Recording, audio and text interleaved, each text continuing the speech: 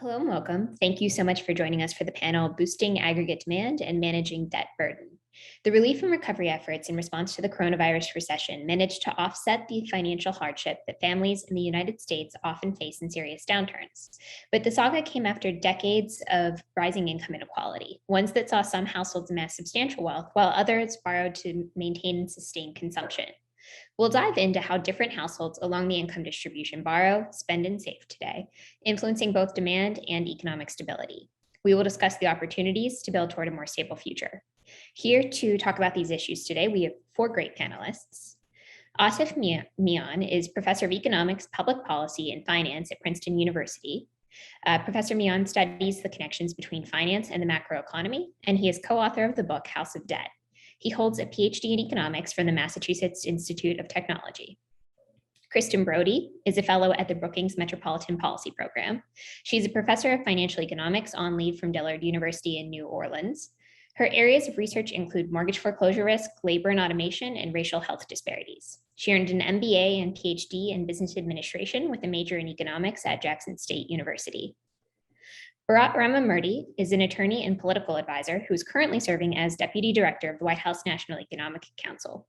Mr. Ramamurti previously served as a member of the COVID-19 Congressional Oversight Commission, overseeing the rollout of the CARES Act.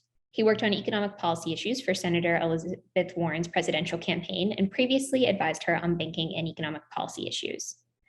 J.W. Mason is a fellow at the Roosevelt Institute, an economist with the Macroeconomic Analysis and Progressive Thought team. His focus is on public spending and government debt, finance and monetary policy, and the importance of strong demand and full employment. He's also an associate professor of economics at John Jay College, City University of New York, where he helped to establish their master's program, which focuses on radical or heterodox economics. I'll be asking each of the panelists a few questions, after which I will ask them your questions, so please submit those.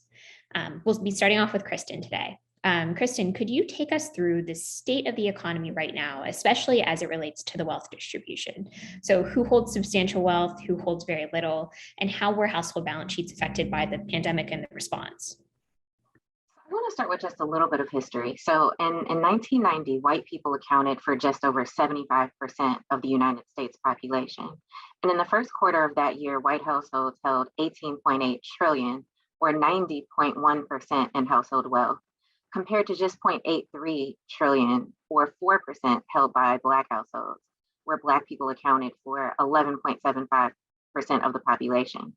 Now, 30 years later, in the second quarter of 2020, white households held 94 trillion or 83.9% in household wealth, while according to the 2019 US Census data, white people accounted for 60.1% of the US population. So though the percentage of white people in the US population decreased by 15.5%, the share of wealth held by white households only decreased by 6.2%. Comparatively, Black people accounted for 13.4% of the US population in 2019. And Black households held 4.64 trillion or 4.1% in household wealth.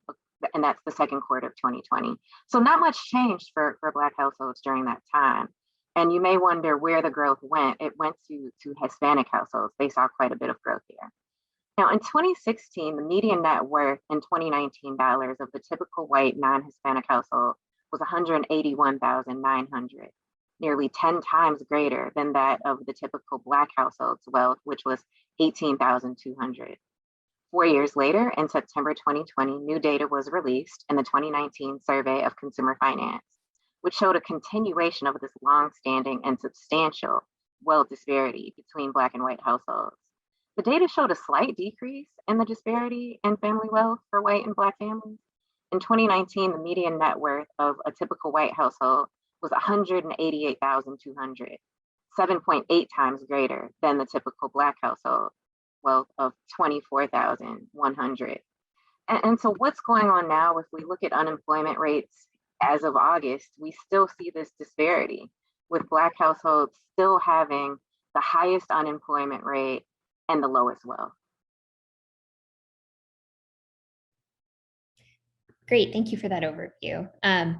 Atif, you have written about how inequality of wealth can drag down economic growth over the long term. And specifically, you said there's a connection between excess savings among the wealthy and excess debt among the wealth poor. I wonder if you could explain that a little bit. Thanks, Jeanna, and of course, Equitable Growth for having me. I'll try to sort of summarize the core economic impact at the macro level of the rise in inequality that the US has seen since 1980. Everyone is well aware of the rising share of income going to the top 1%.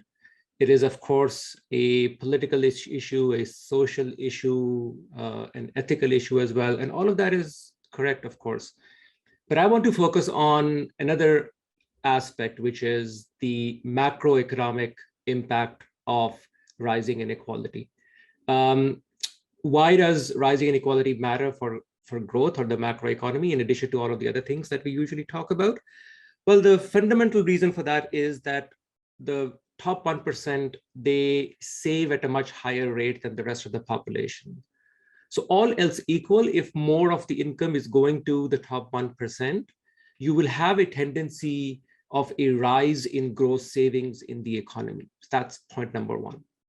Now, in general, you'll say that's fine. We have more savings, we can invest more. But the problem in the US over the same 4 or 5 decades has been that when you look at investments, so think of capital equipment and so on, investment has not risen at all. If anything, it has declined somewhat. So now we are in a bit of a pickle from a macroeconomic perspective because you have this rise in savings at the top. And just to give you a sense of the magnitudes, the cumulative rise is almost as large as the GDP of the US. So we are really talking large increase as a result of inequality. It has to go somewhere. That's the simple supply and demand math of the economy. If it doesn't, the economy will start to collapse and it will look like as if the economy has deficient demand.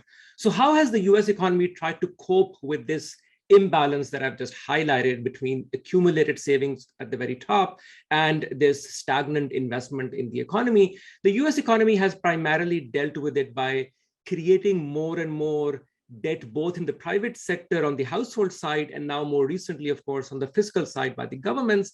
And that debt creation is an attempt to create additional demand so that it can absorb those additional savings of the top 1% and the economy can go back to its equilibrium. Now, that's the sort of the game that we have been running over the last few decades. The way you can run this game consistently is with the interest rates going down lower and lower, because that makes it easier to borrow more and more, which you need to do to absorb these excess savings at the top 1% that I highlighted. Okay, so what's the core issue here? The core issue is that you cannot go on like that for too long. As interest rates go all the way down to zero, asset prices start rising through the roof, as we have seen, and it creates a lot of economic and social problems in addition to the initial problem of rising inequality that we talked about. So this, in a nutshell, in my view, describes why inequality and rising extreme inequality of the kind that I just mentioned is actually a structural problem that we have to deal with for the macroeconomy to balance itself out. Once again, it's been in this state of imbalance for quite a long time, and it really requires structural reforms. And I think we can have a longer conversation on that, but just very quickly, I think more serious reforms of the kind, for example, the wealth tax that Elizabeth Warren pointed out towards. I think we seriously need to think about those kind of structural reforms to take the economy in a different direction than what it has been over the last few decades. Thanks. Great, thank you for that. JW, I wonder if you could detail your views on how excess savings at the top, debt, and consumer spending are related, because I think they're a bit different from Atif's. Well, from my point of view, the main driver of household debt is not borrowing behavior. It is income growth, inflation, and the interest on existing debt. In the Great Depression, as we know, household debt burdens rose steeply. It was not because anyone was borrowing more, but because incomes and prices were falling. What's less recognized is that the same dynamic exists in more recent years. If we look at the whole period of 1980 to 2008, when household debt income ratios rose steeply, in fact, increased borrowing played no role in that rise. households borrowed less relative to their income during that period than they had in the 1960s and 1970s when debt to income ratios were stable. The entire rise in household debt burdens after 1980 is explained by higher interest rates facing households and lower inflation and slower income growth. High interest rates do not particularly discourage borrowing, but they do increase the burden of existing debt. The notion that household consumption rose during that period is also mistaken. It comes from the practice of our national accounts of counting third-party healthcare spending, including Medicare and Medicaid, as a form of consumption. If we look at actual consumption outlays by households, they are not particularly rising relative to income in that period. And to the extent they are rising, it's really at the top of the distribution, not the bottom. I think this notion that the top is saving and lending money so the bottom can consume more relative to their income, I don't think it's really supported by the data. But the critical point is this. When interest rates are high, household debt burdens rise. Household debt is largely rolled over from one period to the next. Behavior doesn't change much, interest rates change a lot. When interest rates were high, debt burdens rose. As interest rates have been low since the crisis, household debt burdens have come down quite a bit. So the implication for policy is clear. If we're worried about household debt, we really need to keep interest rates low. I also don't think there's any basis for the view that low interest rates lead to asset bubbles. Many of the most destructive asset bubbles historically, from the stock market bubble of the 1920s through the S&L crisis, through many bubbles in other countries, have occurred in environments of high interest rates. What high interest rates do is increase the burden of existing debt, and that's for the public sector as well. And then, needless to say, the real economy is certainly nowhere close to overheating. The inflation we're seeing is a transitory phenomenon associated with reheating. Output and employment are way below pre-pandemic trends. There's certainly no basis for raising interest rates there.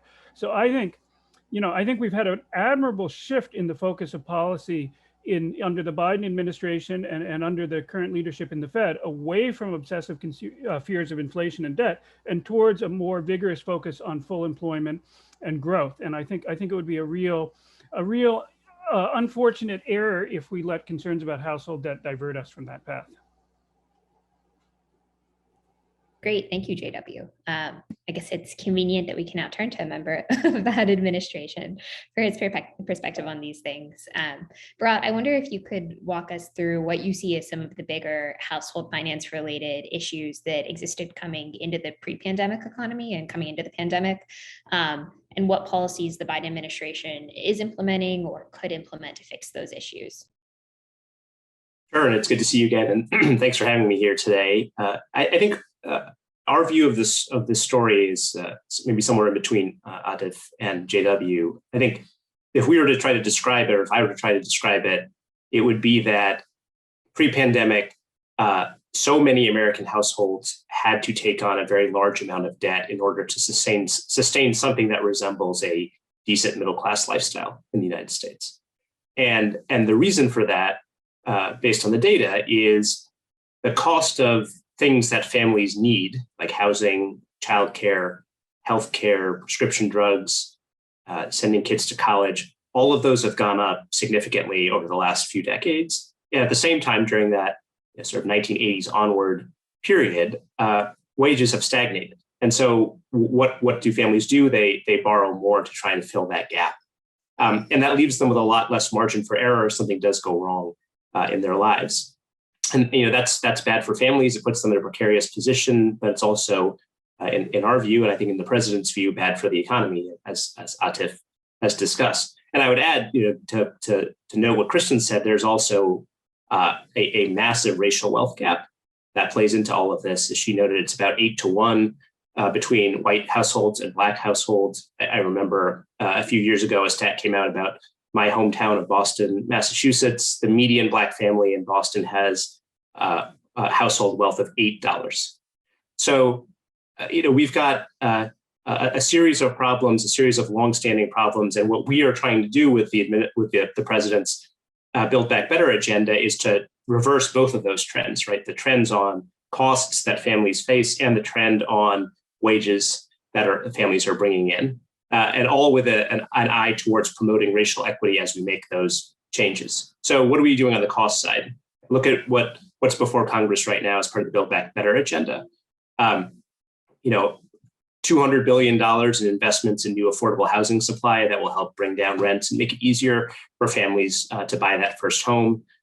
money to support the childcare system, which will drive down the costs that families pay out of pocket for childcare, proposals for free community college, more generous Pell Grants, all of which are designed to drive down the cost of college. On the prescription drug side, there's prescription drug negotiations through Medicare and a whole host of other changes that will bring down the costs that families have to pay for those prescription drugs. So that's the cost side of the equation. On the wages side of the equation, I think if you were to ask the president, the thing he would say he would want to do most is make sure that he turns the tide on stagnant wages in the United States and make sure that a hard day's work pays fairly in the United States.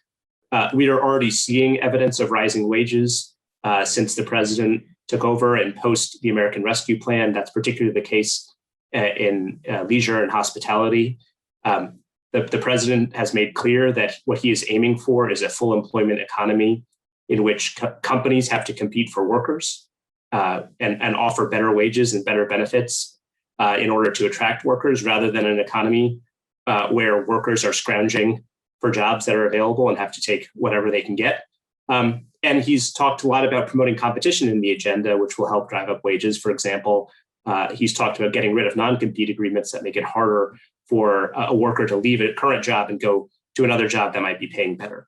And finally, to get to Atif's point, the president is also talking about a tax code that is rewarding work and not wealth, right? And those are fundamental reforms, not necessarily a wealth tax like Senator Warren has proposed, but a taxes on capital income, higher capital gains taxes for super wealthy families, ending the stepped up basis loophole, which is the loophole that allows a family to gain millions and millions of dollars on assets over a lifetime and then pass on those assets and those gains tax-free after they die.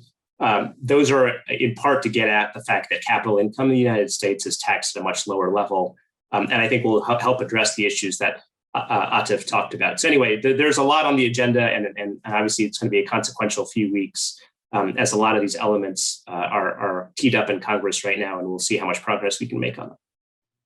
Great, thank you, Bharat. I might actually just stick with you for a second, if you don't mind, Sure. because I'd love to hear you speak a little bit about, I think, the elephant in the room right now, which is pandemic-induced, but nevertheless pretty intense burst of inflation that we've been experiencing. I wonder how you see the president and this administration balancing these concerns about raising wages and the fact that we are seeing some inflationary pressures. How do you make sure you can achieve both of those goals, sort of containing the inflation side of things and fostering stronger wage growth?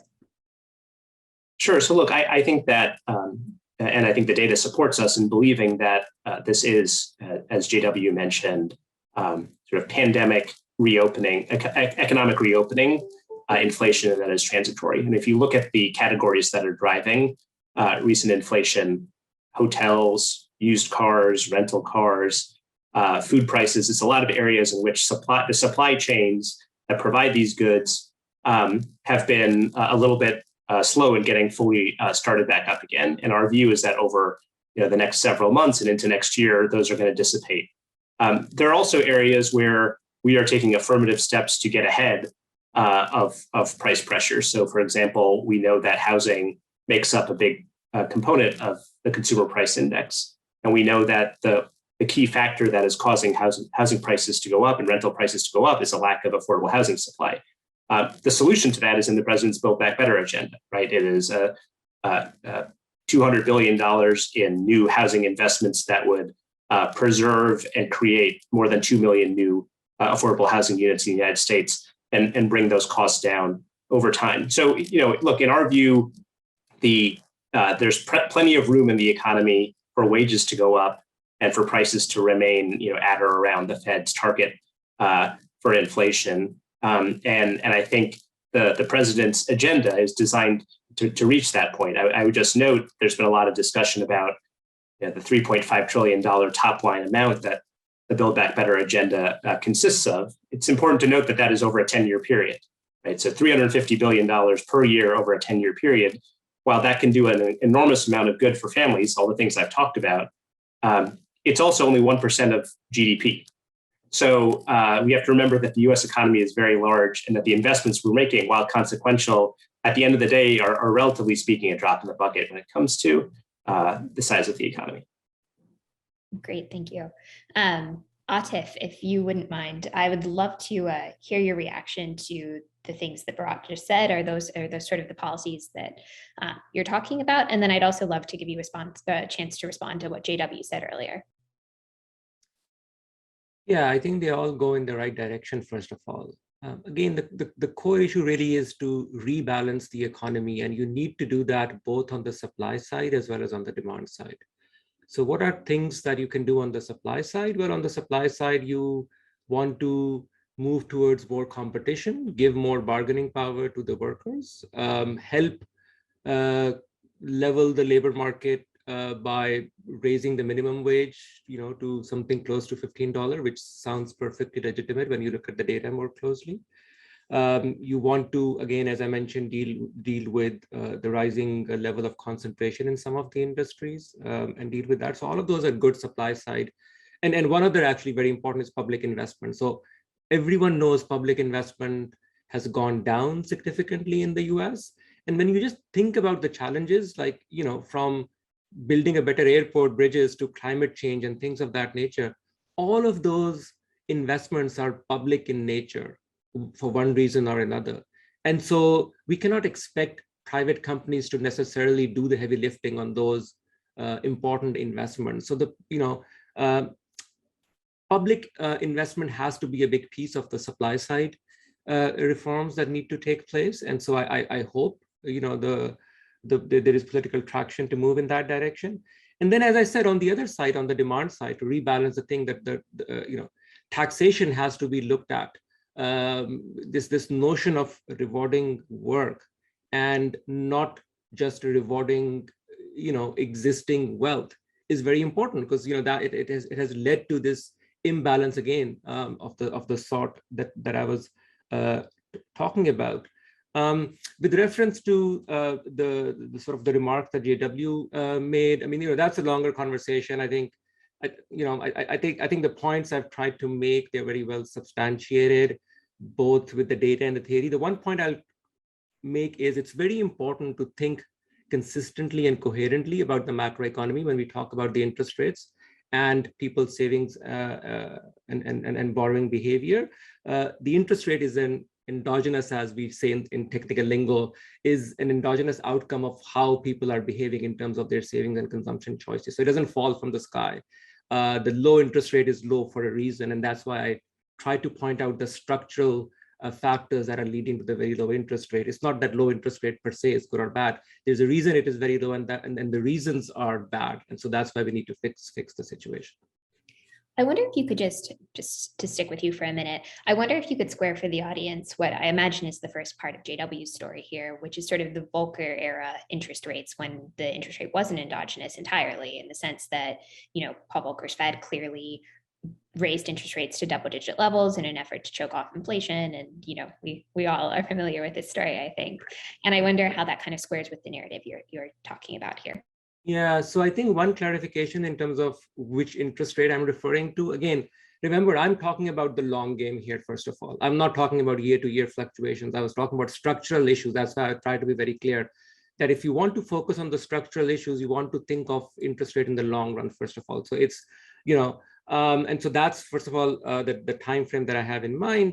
When you talk about the Volcker period, it was a very special period. The US and the global economy, in fact, was coming out of the breakdown of the Bretton Woods system. And that led to sort of a realignment of, how the new expectations are going to be in this fiat-based economy. And it took something like the Volcker action to bring back expectations, long-run expectations of, what the central banks are going to do going forward. And that's why you needed that shock therapy, if you like, to raise interest rates to the level that Volcker did.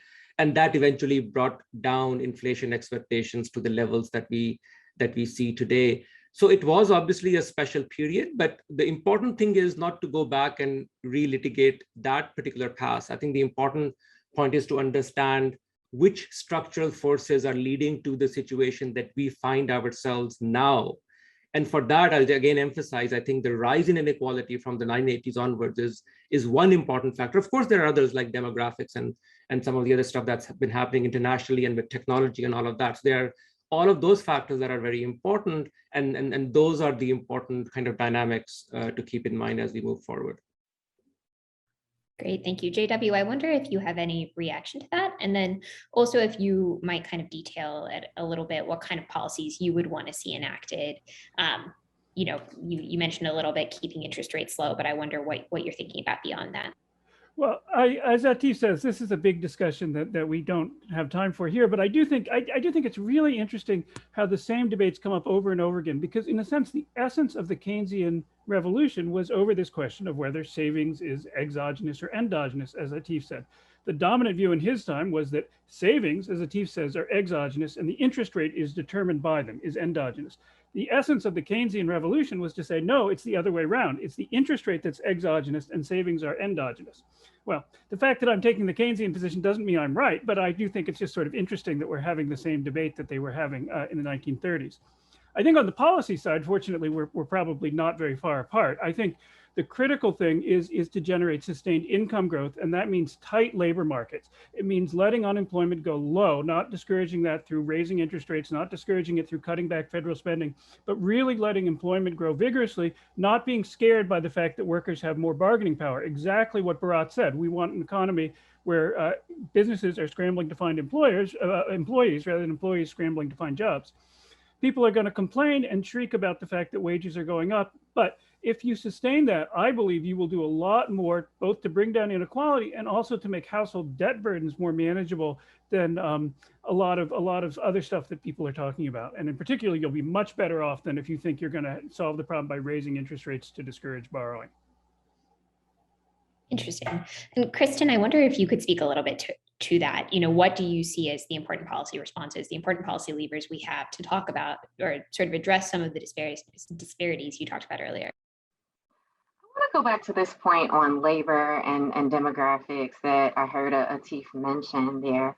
And I just want to point out telework, okay? Because I think it really goes to the industries that people are concentrated in. So in May of 2020, the Bureau of Labor Statistics added this question about telework to the current population survey. And so in that month, this was May 2020, 35.4% of workers aged 16 or older teleworked. So among white workers, it was 35.3% that teleworked compared to 51.9% of Asian American workers, and only 29.3% of Black workers and 23% of Latino and Hispanic workers. And so we've seen that kind of distribution throughout the pandemic.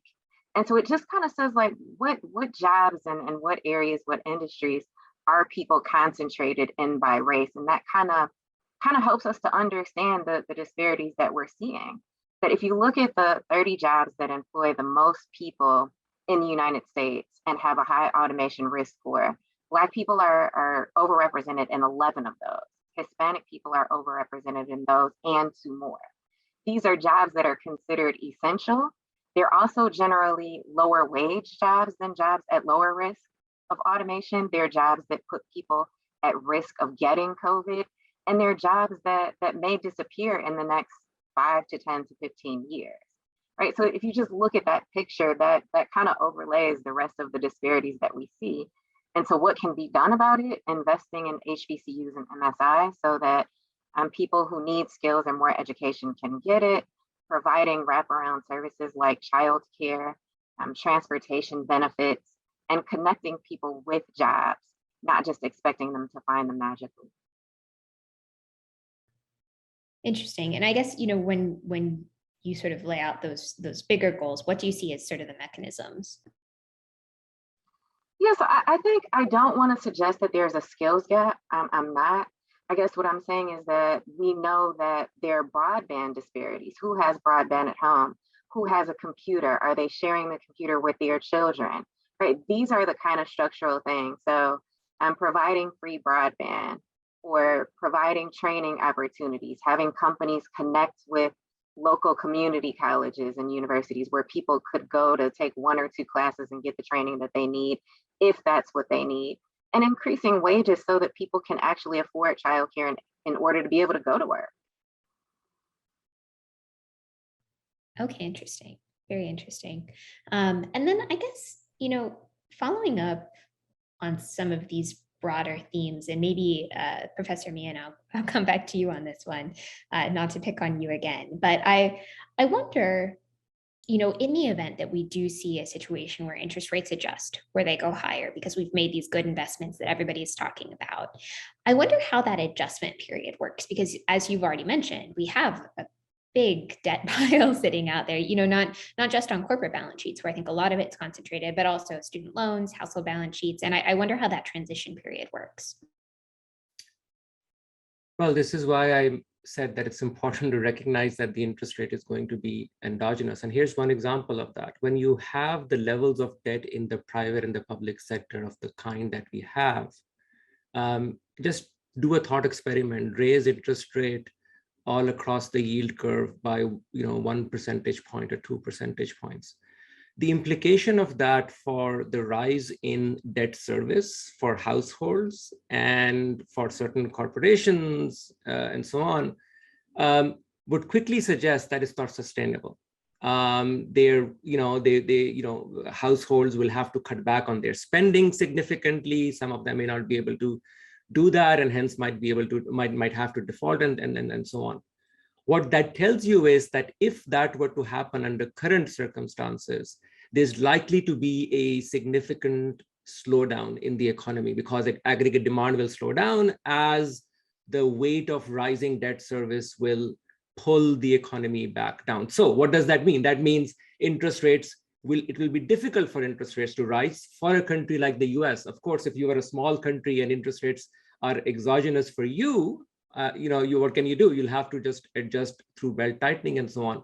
But my point is, for a country like the US, which is the core dominant country, their interest rate wouldn't be then set lower. And so, central bank will obviously step in and lower interest rates to try to lower the debt service burden, which is coming from the rise in interest rates in this thought experiment that you're asking me to run.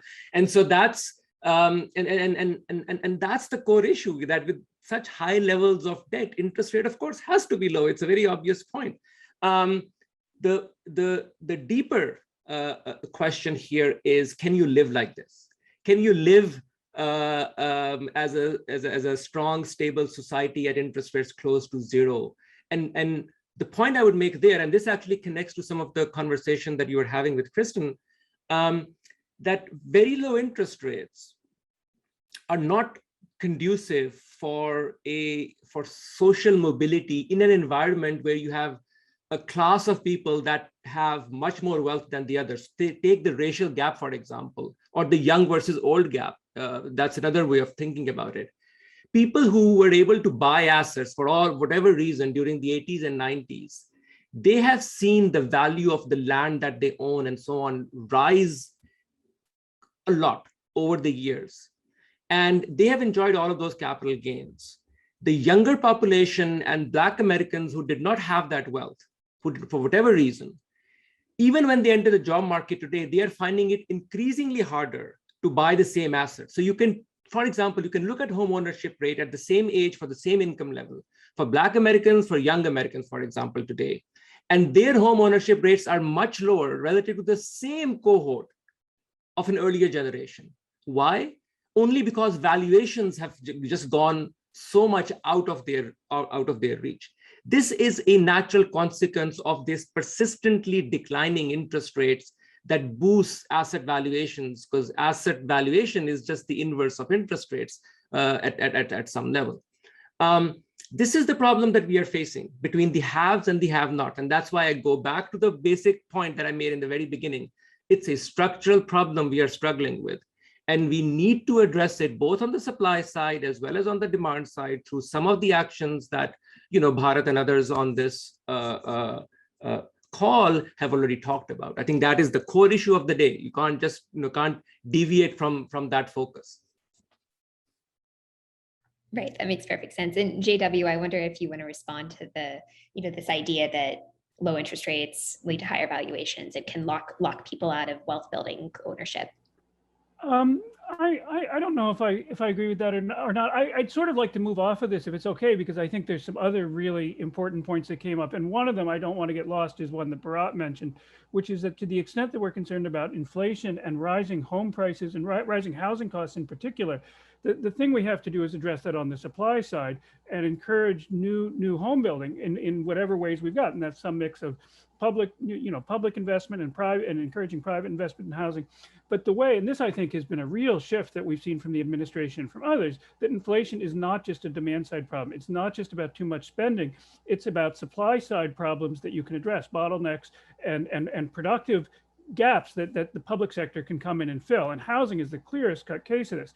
If we see rents rising rapidly, the last thing you want to do is discourage new home building. You want to find steps to put more public money into housing so that we can get supply up to meet demand. And I think that's such an important point that Bharat brought into this conversation that I would not want it to get lost sight of. That's an interesting point.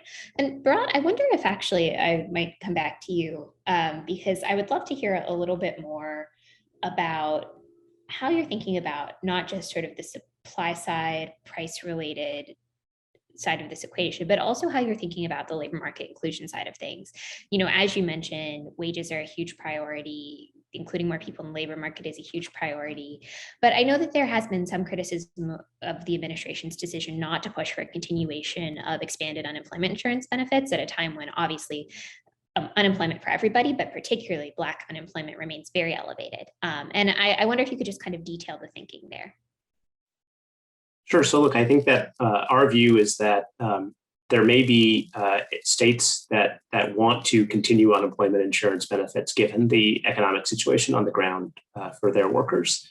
And one of the things that was included in the American Rescue Plan was $350 billion for state and local governments to do a wide range of pandemic response, including supporting folks who are unemployed. So what the federal government has done is stood ready to help any state that wants to pursue an expansion or an extension of unemployment insurance, should they choose to do that. And they have plenty of resources available to do so. You know, I think to get back to some of the earlier commentary, I think that an incredible number of the problems that people have raised today can be solved with two things. Number one, persistent full employment and running an economy that truly embraces the concept of full employment, which is something the president is committed to. And number two, much more robust tax policy that requires and asks people at the very top to pay a greater share than they have over the last several years. In many ways, just equalizing the amount that they pay with the amount that your typical middle class family pays, who earns income through a normal paycheck rather than asset gains. I think that you can get at a lot of problems that way, and I think it's not a surprise that those two things are at the heart of the president's agenda. Because accordingly, I think we are pushing for a number of important tax reforms that would fundamentally change the way that capital gains are taxed in the United States, and that would require wealthy households to pay a much more significant share of their gains in taxes, and that would help support investments that bring costs down for other families. I think there's a lot at stake over the next few weeks, as I said, in terms of trying to move these items through Congress, because as Atif noted, this is a structural problem, and it's possible that if we don't take steps to address the problem now, it's going to be harder to unwind some of these issues later on. And if we do face a situation with rapidly rising interest rates for whatever reason, it's going to put the squeeze on a lot of families. And I would just add that one other issue here is the pre-existing debt, whether it's student debt, auto loan debt, credit card debt, and of course mortgage debt. There are some tools that the government has to address each of those, and it's something that the administration is also committed to working on. Oh, that's interesting. Could you provide more detail on that? Well, as you know, there's ongoing work on student loan debt and what the president's authority is to potentially cancel some portion of that debt, which is something that many folks in Congress have been talking about. there has actually been a less known, but a pause on the VA collecting debt from people who've incurred that debt. So there's maybe potential actions that are possible in that space. And then just going forward, there's a lot of interest in figuring out ways of making sure that folks can buy a first home, and they can do so with a significant amount of equity up front, so that and allow them to build wealth more quickly, so that it rather than potentially becoming a burden on them if interest rates change or if housing prices decline, it becomes a source of wealth building for those first-time homebuyer families. And I think a disproportionate number of which are going to be Black and Hispanic families. Okay, great. Thank you. Great. And Kristen, I actually have a question for you from one of our viewers, which is, do you have any views on which specific public investments would have the best effect on the macroeconomy? And I wonder if you could make that a little bit more specific to sort of some of the issues that you talked about earlier. Yeah, so I think that's kind of what I do. Because when we talk about macro, we're generally talking about white people. I hate to say that, but I mean, that's just what it is, right? If we're looking at unemployment or spending or whatever it is, and we see that generally Black and Hispanic households are behind in many of those things. And so I think that one of the biggest things is education, right? Like, everybody does not have to get a 4-year degree. I realize that. But we also know that there is a correlation between more education and higher incomes. I also recognize that Black people who have a higher education often do make less than white people with that same level of education or with less education. All that being said, I still say that we need to see more equal investments in education for Black and Hispanic people, starting from Head Start all the way through college and master's degree programs, et cetera. So making those investments and removing some of the accreditation hurdles and just some of the restrictions that many HBCUs and community colleges are well equipped to educate students, if they're allowed to, focus on the 6-year graduation rate, not just the 4-year graduation rate.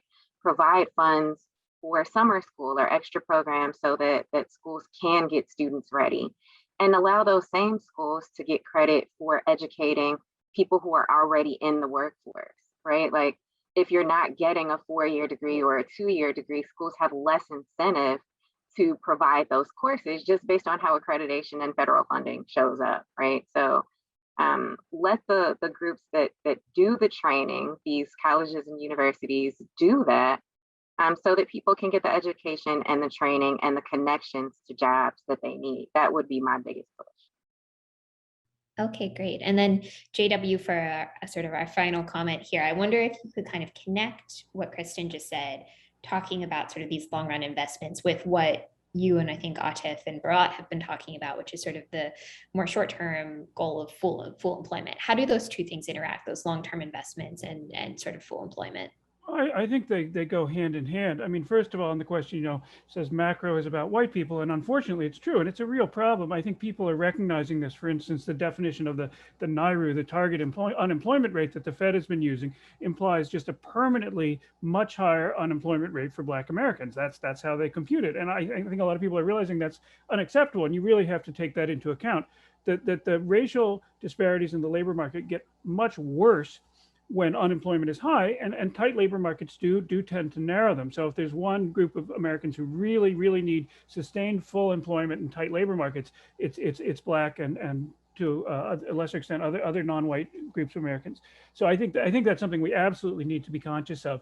I think the great thing, in a sense, is that the same policies that will deliver us tight labor markets are the same policies that will solve our long-term problems. If we have public investment in climate, first and foremost, in housing, in the care economy, all of those things are going to solve long-term problems, but they're also going to sustain demand and let us get the tight labor markets we need.